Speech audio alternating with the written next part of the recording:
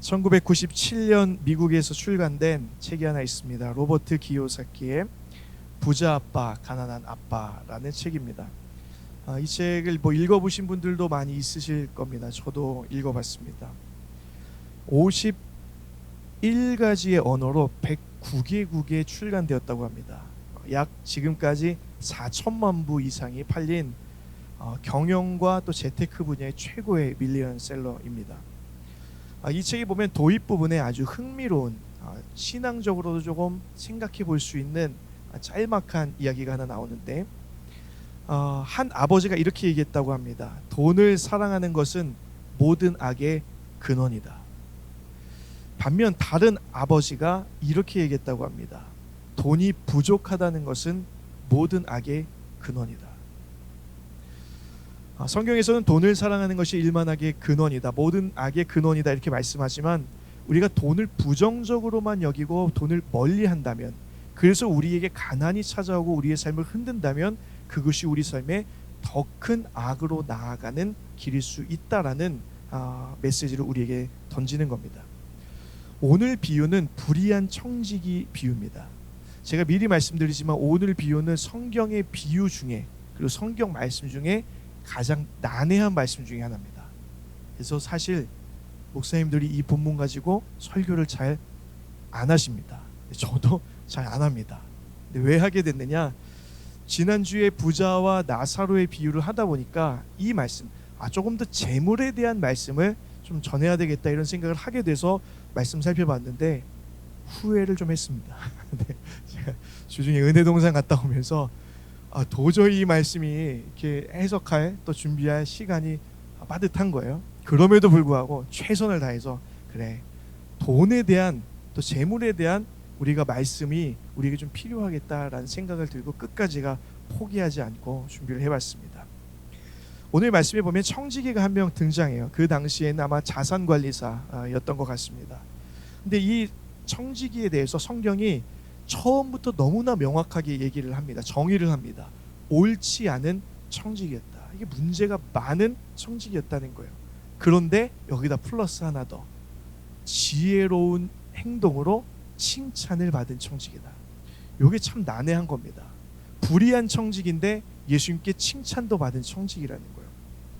옳지 않았던 건 사실이지만 그래도 지혜롭게 행동한 어떤 부분을 예수님께서 딱 집어서 이 사람 전체를 옳다는 게 아니라 이 옳지 않은 청지기가 그럼에도 불구하고 한 어떤 행동이 너희가 본받을 만하다, 타산지석 삼을 만하다라는 이야기를 지금 하고 있다는 겁니다.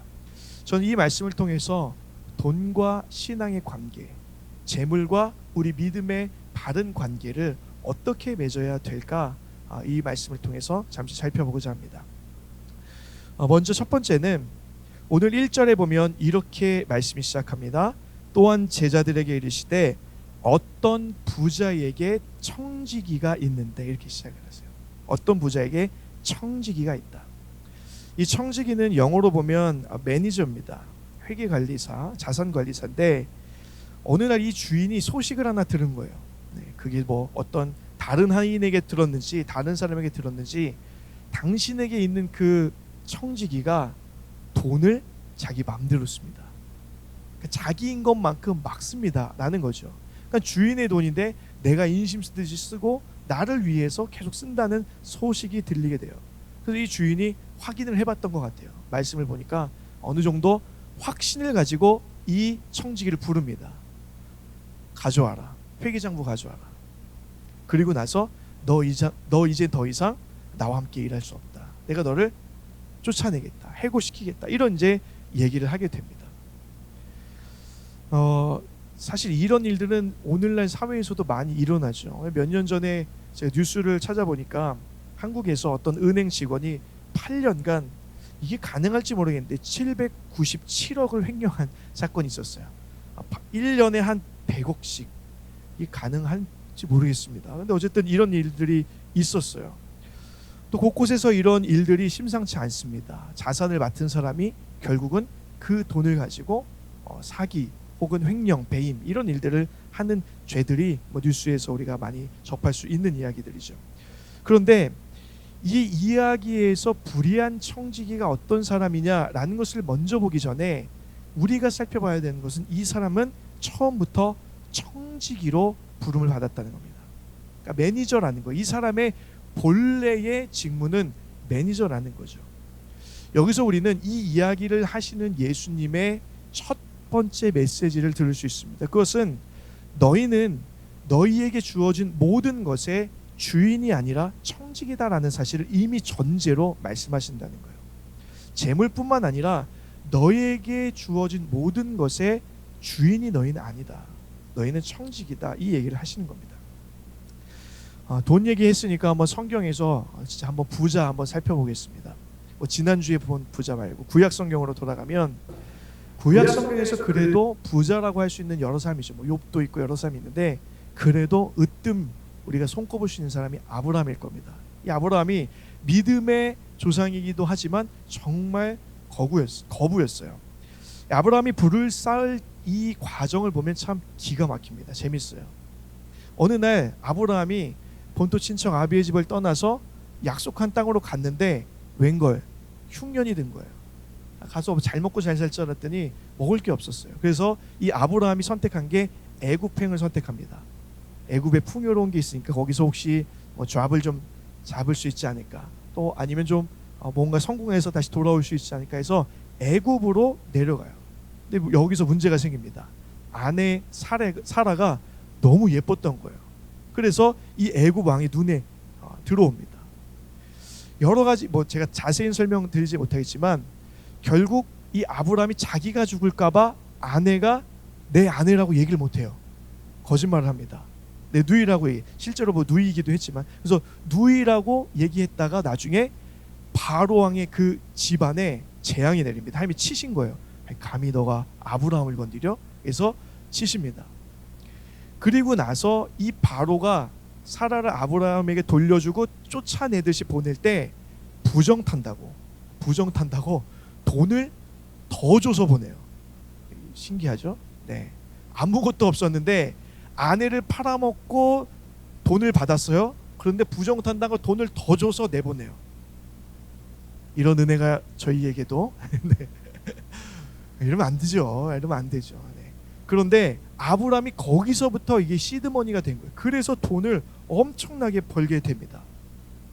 나중에 어떤 일이 있었냐면 조카 롯을 조카를 구하러 갔다가 전쟁에서 싸워서 이기고 돌아와요. 거기서도 또 엄청난 전리품을 가지고 옵니다. 그러니까 처음 시드머니가 돼서 계속해서 돈을 계속 축적하게 되는 거예요. 하는 일마다도 잘 되는 겁니다. 근데 나중에 여기서 조카를 구하고 돌아오면서 더 많은 재산을 챙기고 돌아올 때 여기서 아브라함이 했던 행동이 하나 있습니다. 멜기세덱이라는 사람에게, 왕에게 10분의 1을, 모든 전 재산의 10분의 1을 드려요. 그러면서 뭐라고 고백하냐면 모든 것이 하나님께서 나에게 주셨으니 내가 이것들을 하나님 앞에 당신에게 드린다는 고백을 그 재물에 드립니다. 그게 오늘날의 11조가 됐죠. 그러니까 아브라함은 알고 있었어요. 내가 부자가 된 게 말이 안 되는 거예요. 내가 해서 된 게 아니라 나는 실수를 했는데 그걸 선으로 갚으셔서 하나님이 나에게 부를 부어주셔서 내가 이렇게까지 부자가 될 줄 모른 거예요. 근데 부자가 됐어요. 아브라함의 고백이 이 모든 것의 주인이 하나님이십니다. 이 고백을 하나님께 드린 거예요. 우리는 여기서 아브라함이 가졌던 것은, 아브라함에게 우리가 본받아야 될 건 부자로서의 하나님이 주신 부의 축복이 아니라 아브라함이 가진 믿음입니다. 아브라함은 자신이 주인이라고 생각하지 않았어요. 처음부터 끝까지 자신은 청직이라고 생각했던 겁니다. 반면에 구약 성경 안에서 이거 완전히 착각했던 한 사람이 있습니다. 사울 왕이죠. 아말렉과의 전투에서 하나님이 다 진멸해라, 다 없애버려라, 하나도 들고 오지 마라 이랬더니 사울이 그렇게 하겠다고 해서 나가서 승리했어요. 가서 보니까 역시 수입산이 좋잖아요. 그래서 아말렉 산이 너무 좋은 거예요. 그래서 인마이 포켓에서 돌아옵니다. 그리고 나서 사무엘 선지자가 지적했더니 하나님께 드리려고 가져왔습니다. 거짓말하죠. 여기서부터 사울이 버림받기 시작했습니다. 여러분, 재물이 악하다는 게 아니에요. 재물 자체를 소유하는 걸 악하다고 성경이 얘기하고 있지 않습니다.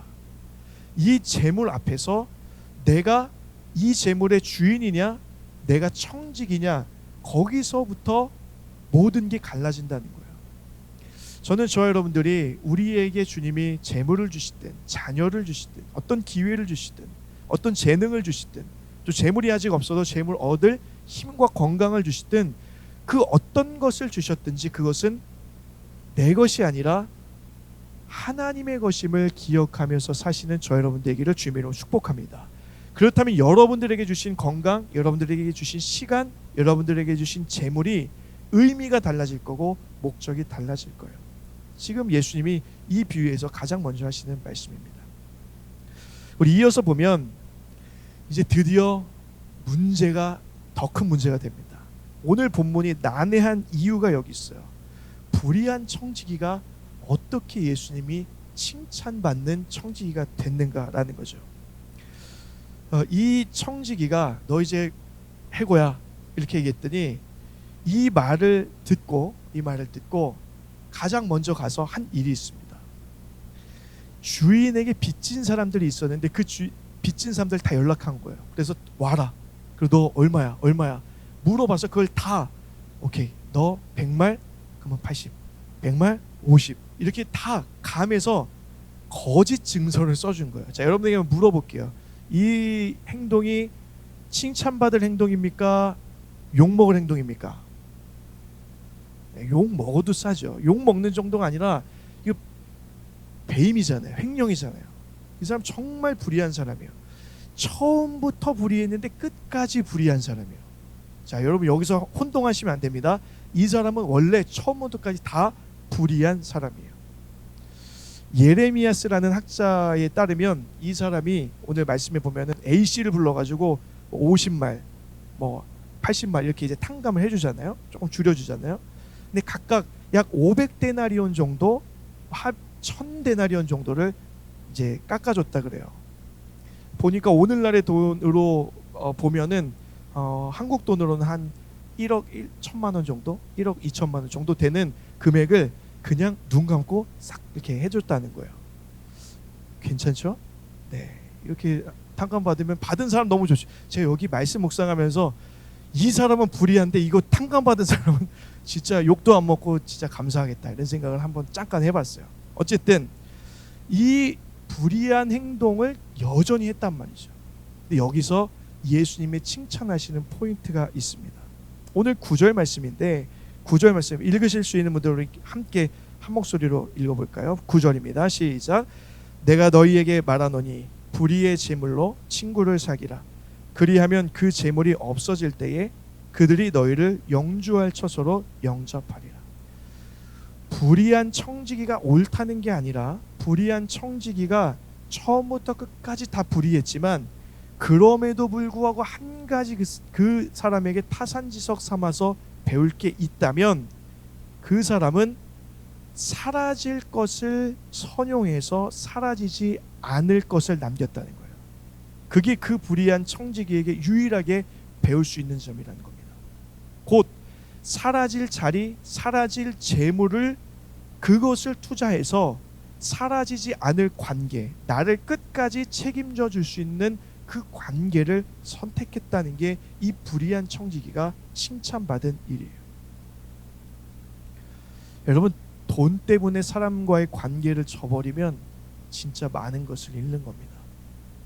그런데 돈 때문에 사람 관계보다 하나님을 저버린다, 이거는 전부 잃는 거예요. 그 얘기를 하시는 겁니다.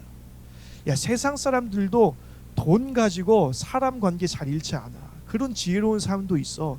돈보단 사람이지. 내가 돈보다는 관계 유지. 이렇게 사는데 너희 하물며 하나님을 믿는다고 하는 너희가 어떻게 돈을 가지고 하나님보다 돈을 더 섬길 수 있느냐. 그러니까 세상 사람들에게라도 배워라, 이 얘기를 지금 하신다는 거죠. 사랑하는 여러분, 우리에게 돈 중요합니다. 돈이 안 중요하다는 말이 아니에요. 돈 필요하고 돈 중요합니다. 그런데 돈보다 사람과의 관계 더 중요해요. 돈 때문에 사람과의 관계를 저버리는 것 하나님이 기뻐하시는 일이 아닙니다. 그러나 더 중요한 것은 돈보다 사람과의 관계보다 하나님과의 관계가 훨씬 더 중요해요. 저는 저와 여러분들이 돈보다, 사람과의 관계보다 하나님과의 관계, 사라지지 않을 그 하나님과의 관계를, 사라질 것들을 다 투자해서 결국 얻어내시는 저 여러분들의 복된 삶 되기를 예수님의 이름으로 축복합니다. 이제 마지막이에요. 오늘 13절 말씀 결론입니다. 13절의 말씀도 우리 읽으실 수 있는 분들 함께 한 목소리로 읽겠습니다. 집 하인이 두 주인을 섬길 수 없나니 혹 이를 미워하고 저를 사랑하거나 혹 이를 중히 여기고 저를 경히 여길 것임이니라. 너희는 하나님과 재물을 겸하여 섬길 수 없느니라. 마지막으로 예수님께서는 이 비유의 결론을 너무나 분명하게 말씀하시죠. 주인은, 모든 것의 주인은 하나님이시다. 그러니 하나님만 섬겨라. 여러분, 돈이 필요 없다는 것도 아니고 돈이 쓸데없다는 것도 아니고 돈을 가까이 하지 말라는 얘기가 아닙니다. 하나님을 주인으로 섬기면, 자, 이 말에는 하나님만 주인으로 섬기면 너희에게 모든 것을 더하겠다는 하나님의 약속도 포함된 거예요. 그 말씀을 지금 하는 겁니다. 돈이냐 하나님이냐 둘 중에 하나 택해, 이렇게 매몰차게 하나님이 우리를 몰아세우는 말씀이라고 오해하시면 안 돼요. 제발 너희가 하나님만 주인으로 섬겼으면 좋겠다. 왜?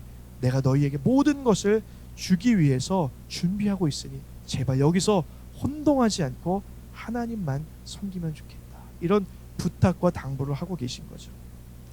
오늘 이 말씀을 하실 때 우리가 이해할 때 이 말씀이 십자가를 지러 가시는 선상에서 하셨던 말씀을 우리는 다시 한번 기억해야 됩니다. 지난주 비유도 마찬가지고 오늘 비유도 마찬가지예요. 십자가를 지시러 가는 예수님의 입장에서 이 말씀을 본다면 예수님이 왜 사람들에게 돈보다 관계, 돈보다 불의의 이 재물로, 불의한 행동으로 차라리 친구를 사귀어라, 관계를 사귀어라, 이 말씀을 왜 하시는지 우리는 이해할 수가 있는 거예요. 지금 결론이 뭡니까? 불의한 재물을, 불의한 관계를 다 투자해서 누구를 사라는 거죠? 십자가를 지시는 예수님을 친구로 맞이하라는 초청입니다. 이게 지금 핵심이에요. 팀 켈러 목사님이 쓰신 내가 만든 신이라는 책에 보면 내가 만든 신 돈이라는 챕터가 있습니다. 근데 이 단락에서 날 부욕해 하시려 가난해지신 예수라는 부분이 있어요. 제가 이 부분 읽다가 너무나 은혜를 받았습니다. 그래서 제가 조금 옮겨왔어요. 읽어드릴 테니까 한번 여러분 주의 깊게 한번 들어보시기 바랍니다. 고린도후서 8장 9절 우리 주 예수 그리스도의 은혜를 너희가 알거니와 부요하게 하신 이로써 너희를 위하여 가난하게 되심은 그의 가난함으로 말미암아 너희를 부요하게 하려 하심이라. 성육신하신 예수님께는 무한한 부가 있었으나 그분이 그 부를 버리지 않으셨다면 우리는 영적으로 가난하게 죽었을 것이다. 둘 중 하나였다. 그분이 부요하게 남아 계시면 우리는 가난하게 죽을 것이고 그분이 가난하게 죽으시면 우리는 부요하게 질 것이며 죄를 용서받아 하나님의 가족으로 받아들여질 것이다. 바울은 이렇게 말하는 것이다. 예수님은 우리를 보배로 삼으시려고 하늘의 모든 보화를 버리셨다. 우리가 그분께 보배로운 백성이기 때문이다. 우리를 보배로 삼고자 죽으신 그분을 보면 우리도 그분을 보배로 삼을 수밖에 없다. 모든 것을 가지신 아버지께서 우리를 살리기 위해서 모든 것을 버리셨다면, 그래서 가난한 아버지가 되셨다면 우리가 그분을 향해서 돈을 구해야 될 것인가? 그게 아니라 그분의 사랑을, 그분의 온전하심을, 날 위해 모든 것을 버리신 그 아버지를 봐야지 어떻게 우리가 그분 앞에서 돈을 셈할 수 있겠느냐, 돈을 탐낼 수 있겠느냐라는 말인 겁니다. 사랑하는 여러분, 오늘 설교 제목이 부자 아버지, 가난한 아버지예요. 세상에서는 우리가 부자 아버지가 되라고 얘기하고 또 우리에게 부자 아버지가 있으면 행복하다고 세상은 얘기합니다. 그러나 성경은 모든 것을 가지신 그 최고의 아버지께서 우리를 살리기 위해서 그 불을 버리셨다고 증거하고 있어요. 그분을 묵상한다면 우리에게 주신 재물, 그리고 우리가 그토록 갖고 싶어하는 그 재물 앞에 우리가 어떻게 살아야 될지는 자명해지는 겁니다. 돈을 묵상하는 게 아니라 우리를 위해 가난해지신 모든 것을 버리신 예수님을 묵상할 때 우리는 거기서부터 돈을 어떻게 써야 되는지를 알게 되고 결정하게 된다는 거예요. 사랑하는 여러분, 그래서 진짜 복은 재물 얻을 기회 이게 아니라 우리를 살리려고 모든 것을 버리신 아버지의 사랑이 우리에겐 최고의 복입니다. 저 여러분들이 그 아버지의 사랑 생각하시면서 때로는 이 땅 살면서 우리에게 넉넉할 때도 있고 없을 때도 있어요. 그러나 그것보다 더 큰 아버지의 사랑이 우리에게 있기에, 모든 것을 포기하신 아버지가 있기에 넉넉한 마음으로 없더라도 풍요로운 그 아버지의 사랑을 누리면서 이 세상을 승리하며 살아갈 수 있는 저 여러분들의 복된 삶이 되기를 축복합니다. 말씀을 정리하려고 해요. 우리가 돈에 대한 문제가 절대 쉬운 문제가 아닙니다. 우리가 청지기로 살아야 되죠.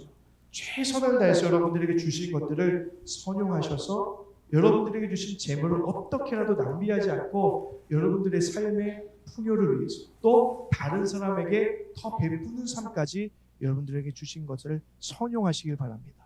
그러나 그 선용할 재물이 결코 여러분들의 삶의 주인이 되지 않기를, 또 여러분들이 그것의 주인이라고 착각하지 않으시기를 축복합니다. 무엇보다 세상 모든 것을 가지신 분이 우리를 위해 가난하게 되셨다. 이 복음 앞에서 우리가 재물에 대해서 어떻게 할 것인가, 재물을 묵상하는 게 아니라 십자가 지신 예수님을 묵상함으로 어떻게 우리가 재물을 선용해야 되는가를 복음 앞에서 선택하고 생각할 수 있는 저 여러분들의 삶이 되시기를 예수 그리스도의 이름으로 축복합니다. 오늘 여러분들이 성찬으로 또 나오실 때에 부자 아버지께서 가난한 아버지가 되신 그 놀라운 신비를 기억하시면서 성찬에 참여하시면 좋겠습니다. 함께 기도하겠습니다. 사랑과 은혜 하나님 아버지, 오늘 우리에게 이 말씀을 주신 것 감사합니다.